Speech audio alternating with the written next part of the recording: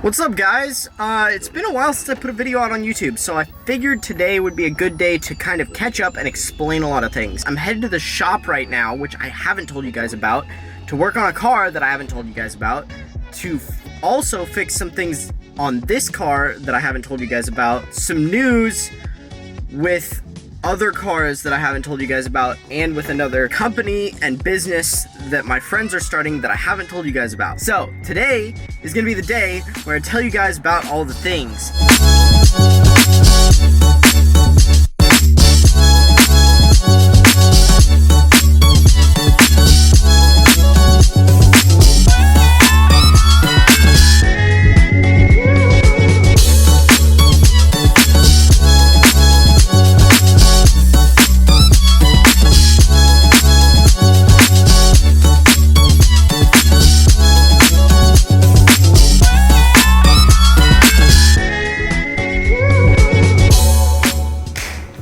Guys, so this is the shop. This is the headquarters for Pacific Coast Tuners. They're kind of going to turn this into a hub which covers every aspect of car culture. I'll have Kevin explain in more detail. About 3 years ago, I started what I call KW Motorsports, and it just started off with me going around and buying all the used and abused RX-7s that I could find and doing what I could with them, whether it be part it out, restore it, rebuild it, whatever had to happen to the cars had to happen. And it's turned quite a bit of profit, as you can see.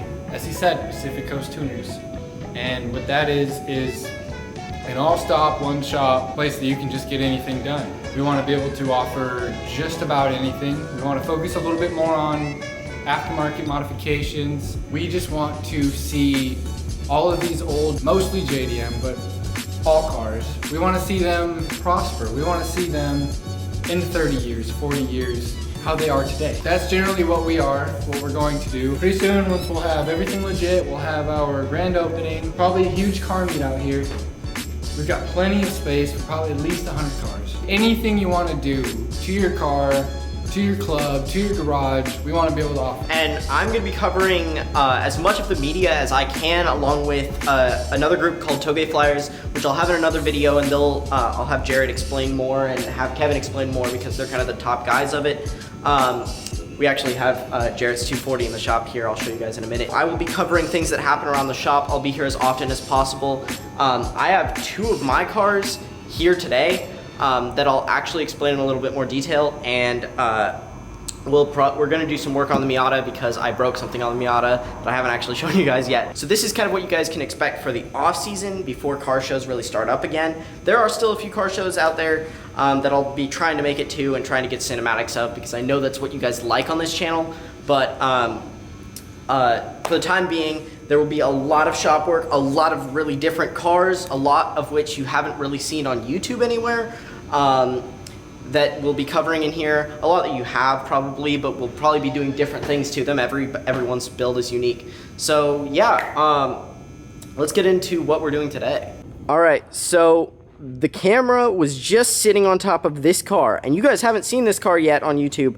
I've announced it on Instagram, and I honestly haven't been posting much about it. But this is actually mine. This is a 1976 Saab 99 GL. I actually managed to score a 4-speed manual, which is great. And it's the GL model, so it's a little bit rarer than some of the others. But, you know, I immediately had to fender mirror it because I really love fender mirrored cars, obviously. But yeah, I picked this up from a buddy who didn't want it on his property for like 150 bucks, and it currently doesn't run. We had to source a starter for it. I managed to get the only one in North America that I could find that wasn't like a wait to get. It was in a junkyard in Idaho. We put that in. We managed to get it to turn over last time I was out here at the shop. And it has a few other things that need to be buttoned up on it. Ignition coil, as well as seeing if we even have power to the fuel pump. Luckily, a lot of the parts on this car are made by Bosch, so I can actually get them aftermarket pretty easily. There were a lot of parts that were universal between this Saab and Volvos of the same era. So there are plenty of parts out there. They're just kind of hard to find the ones that are specific to this car. This is actually the second one I've ever seen. And I bought it about 5 minutes after discovering it existed. I gotta show you guys this motor. This is the weirdest thing ever. So this car's front wheel drive. You'll notice that the motor is still mounted like a rear wheel drive car. So something that Saab did, if you know anything about these 99s, this won't be a surprise to you, but to anyone who knows the basics of a front wheel drive car, most of their motors are mounted like this, not like that, like this one is. And my clutch and flywheel are in the front, right down here. If it'll focus on this, that is my flywheel. That is my push plate. My clutch is in here. My throw-up bearing is down here. And the transmission is actually underneath the motor. The top of the transmission is actually the oil pan for the motor. So this is a completely front-wheel drive car. There's no drivetrain beyond the firewall. Everything's right here. So it's a super strange little motor. It's a 2.0 inline 4. You can actually see the alternator belt runs along the firewall really, really close. But yeah, the starter is right down there. You can kind of see it right here. That was really, really weird to source. It took me a while, or I didn't take me that long to get my hands on one, but it took a lot of looking. But yeah, this car is super strange. I'll show you guys some of the other weird things about it. First things first, everything in this car feels really, really solid. So, you know, opening and closing the doors, nothing rattles. It all feels very, very solidly built, which is really nice. It's a nice thunk with every door. It doesn't rattle at all. Nothing is like that. The best one's actually the trunk, which I'll open. Trunk is enormous. It's huge. Here's a lip that was on the Miata that I ripped in half. And the fuel pump's actually right there. Listen to this trunk. This trunk sounds amazing. It's the most solid piece on this whole car. It just makes a good click. It's my favorite thing. Anyway, it's got really cool things like this roof rack, which I'm thinking about putting like wood slats across. It's got disc brakes all around, which is way ahead of its time for this car. Most had drums in the rears, or drums all around in some cases. But yeah, it actually has the original Saab mud flaps, which are super cool. It's sitting on stock Honda Accord wheels right now because the wheels I got it on were numbers matching original Steelies, but they had super flat tires and I have to get new tires for them. These are temporary because I can't drive on them because the tire actually hits the suspension, but they're just rollers to get it here. For right now, I'm just borrowing them from a friend. Other weird things about this car, I'll actually get in it for a second here. So the original ignition is actually in the center console right here. This is where the original tumbler was. We're actually hooking up a push button start because we've had some wiring issues in the car. It's got a bunch of switches, you know, your lights. This switch just says extra and nothing else. I don't really know what it does. I don't think it does anything. There's your climate control on, off. All of your climate control. It didn't come with a radio. Of course, all of your gauges and such. There's lights that go all the way around this that light up for each of these things. No power steering. The steering rack actually goes right by your foot when you push in the clutch. You can see that's the steering rack right next to my foot there. But yeah, 4-speed manual.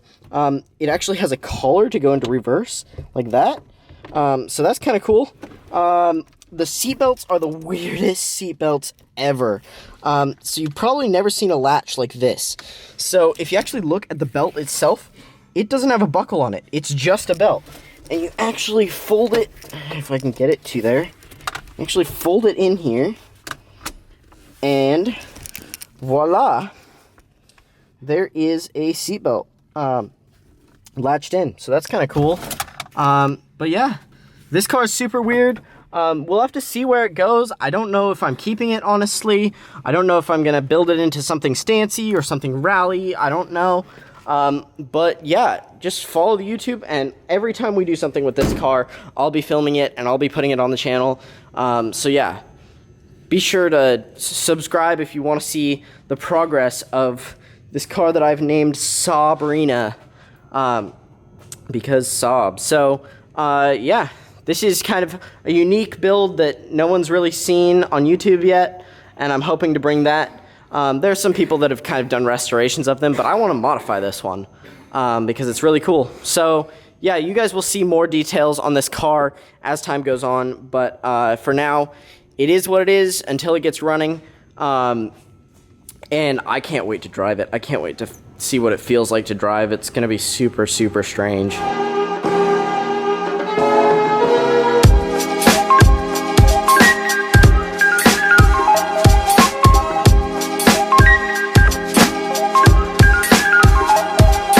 You guys have seen Nick before with this Z. It's a lot different than the last time you saw it on my channel, but we'll get to that later. Would you like to explain the other car that's here today? This is my '89 Toyota Supra. It's my first car. I blew up the 7M. I'm throwing a 2J in it. So it's coming into Pacific Coast Tuners. Like Kevin said earlier, we're kind of working on everyone's car, every kind of car that we can. So yeah, this is one of them.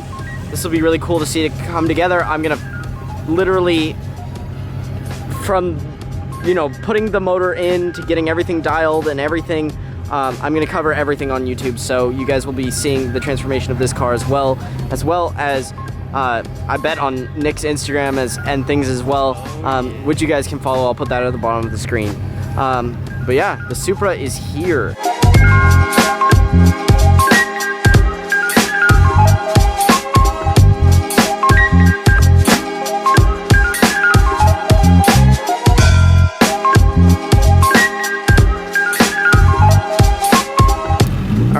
As progress happens with this car, I will make another edit with it because he's got some crazy cool plans for it. As you can see, it's already wide-bodied, and that hasn't been shown on YouTube anywhere yet. But yeah, this car, the next time you see this car on YouTube, hopefully it will be complete and it'll be an edit of its own. So there are more cinematics to come. But yeah, this is our tow guy. And Nick's just getting his car out of the way, and the shop really looks like a shop now, just completely filled with cars. My car's gonna end up right here when we fix it today. So that's cool. We got a Saab 240SX, which is a classic. You gotta have that in every shop. Mark III Supra, FCRX7, Mazda 323, and a 300ZX. Hell yeah. Close to Sabrina.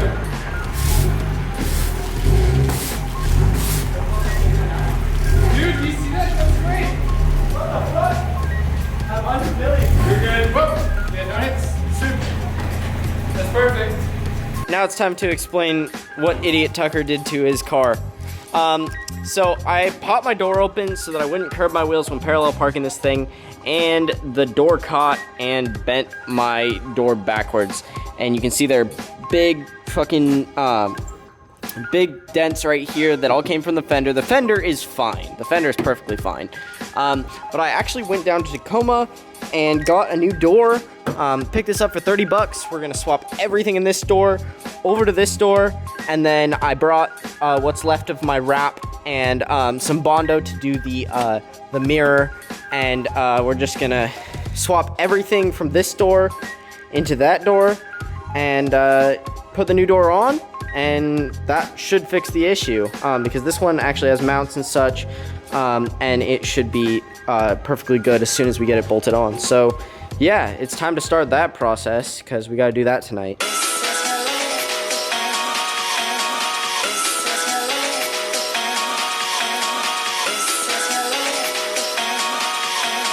Boom will kill the Photoshop, then he killed the beats.